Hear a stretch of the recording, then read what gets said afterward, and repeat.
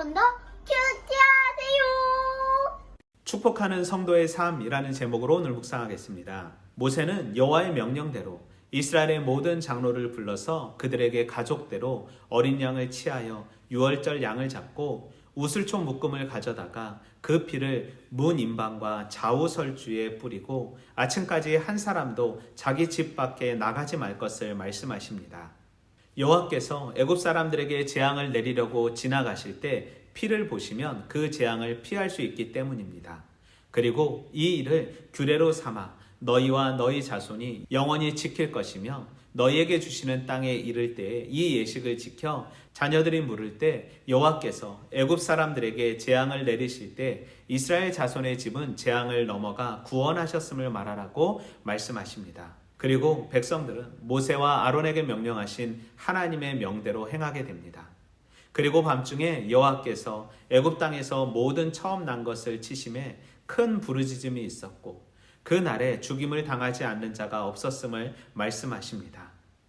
큰 부르짖음이 있는 밤에 바로가 모세와 아론을 불러 이스라엘을 떠나 여호와를 섬길 것을 허락하고 양과 소도 몰아가고 나를 위하여 축복하게 한 후 애굽 사람들에게 은금 패물과 의복을 구하여 떠나라고 말합니다. 바로는 속히 떠나라고 재촉하였는데 여기서 재촉하다는 말은 물리적 압박을 가하는 행동으로 초기에는 이스라엘 백성 보내기를 거절하면서 억지로 잡아두었지만 유월절 재앙으로 억지로 강제로 이스라엘 백성을 보내게 됩니다.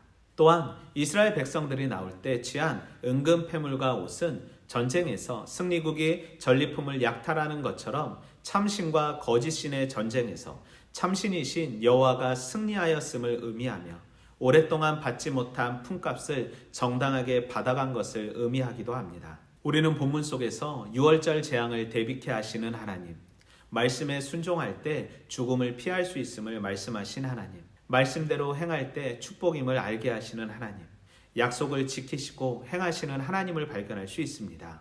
10가지 재앙 중 마지막 재앙인 장자의 죽음이 애굽에 행하여지게 되고 바로는 항복하게 됩니다. 바로의 마음이 완악하지 않았더라면 하나님께서 그 마음에 회개의 영을 허락하셨더라면 당하지 않았을 큰 화가 임하게 된 것입니다. 바로를 향한 하나님의 무관심과 이스라엘 백성을 향한 하나님의 극진한 사랑을 보며 하나님의 말씀을 듣지 못했던 자의 처절한 결과를 보게 됩니다. 성도가 망할 수 없는 이유는 이미 창세전에 예정하사 우리를 하나님의 자녀로 인치시고 확정하셨기 때문입니다. 나의 공로와 나의 업적이 아닌 오로지 하나님의 극진한 사랑과 은혜로 우리는 멸망의 길이 아닌 은혜의 길, 행복의 길, 영원한 길을 걸을 수 있게 된 것입니다. 성도가 할 수 있는 것은 말씀을 믿고 그 말씀대로 순종하는 삶입니다. 믿음이 있어야 순종할 수 있고 하나님의 영광을 볼 수 있음을 알게 됩니다. 그리고 바로는 다시 보는 날에는 죽을 것이라고 협박했지만 죽음의 재앙을 경험한 후에는 오히려 자신을 축복해달라고 부탁하며 모든 것을 주고 그들을 자유케 해줍니다. 하나님의 말씀을 들을 때 버티고 고집부리는 삶이 아닌 회개하고 엎드리는 삶 살길 원합니다. 79억 인구 가운데 나를 살리시기 위한 하나님의 사랑에 감사하며 성도의 삶이 예배의 삶임을 알았으니 주님만을 예배하는 성도 되길 기도하며 다짐합니다. 또한 성도의 권세는 저주가 아닌 축복임을 알았으니 만나는 사람들에게 하나님의 축복을 선포하고 기도하는 하루 되길 소망합니다. 오늘도 말씀으로 화이팅!